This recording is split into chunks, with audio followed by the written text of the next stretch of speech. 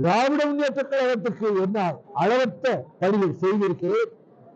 பெரும் கொலைப்பணி என் மீது சுமத்தப்பட்டு அந்த கொடுமை தாங்காமல் 5 பேர் திமுகவிலே தீக்குளித்து இறந்ததனால் நீதி கேட்டு இந்த மறுமலர்ச்சி திமுக என்ற அமைப்பை தொடங்க வேண்டிய நிர்பந்தத்துக்கு நான் ஆளானேன். இடையில கூட்டணி அடிக்கடி மாற்றியது. அப்பொழுது என்னோடு இருந்த முன்னணி தலைவர்கள் என்னை கடுமையாக நிர்பந்தத்தின் விளைவாக ஒரு தவறான முடிவை ஏற்க வைத்தார்கள். அண்ணாதிமுக கூட்டணி வைப்பதற்கு அது கூறக்கூடிய அத்தனை பேர் அவர்களுடைய வற்புறுத்தவர். அதுக்கு இடம் கொடுத்திருக்க கூடாது. இப்போது நானா முடிவெடுக்கல. பொதுக்குழுல பேசிய ஒவ்வொருவரும் ஏழுமலையா வெடித்து செதறினாங்க. திமுகவோடு ஒட்டும் உறவு கூடவே கூடாது.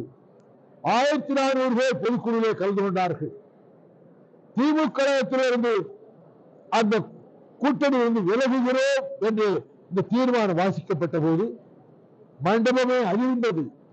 அத்தனை பேர் எழுந்து நின்று ஆரவாரம் செய்து கரவடி இருக்கிறார்கள். தொண்டர்களின் விருப்பத்தைத்தான், பொதுக்குழு எடுத்த முடிவைத்தான் நிறைவேற்ற திராவிட முன்னேற்ற கழகத்தின் கூட்டணியிலிருந்து விலகிக் கொள்வது என்று முடிவெடுத்தோம்.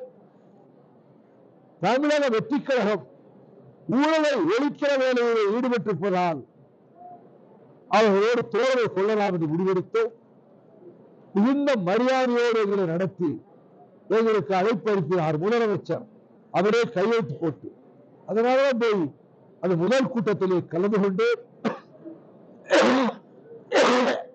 தெரிவிக்க வேண்டிய கருத்துக்களை அங்கே தெரிவித்தேன். இப்படி தொடர்ந்து இதற்கு மத்தியில் தான் வாசகர்கள் உண்ணாவிரதம் இருந்தோம். 3 கோரிக்கைகளுக்காக ஒவ்வொரு மாவட்டமா போய் வேலைக்காத்தான அகற்றுகிற வேலையில் என்னை வருத்திக் கொண்டு என் உடல்நலம் பாழாகி இருமலும் காய்ச்சலும் என்னை படாத பாடு படுத்தினாலும் நான் ஒன்னே ரத்து பண்ணாம அந்த பணியில் ஈடுபட்டிருக்கிறேன். தொடர்ந்து இலக்கிய கூட்டங்கள் போறது. நாளைக்கு கூட மணவழகர மன்றம்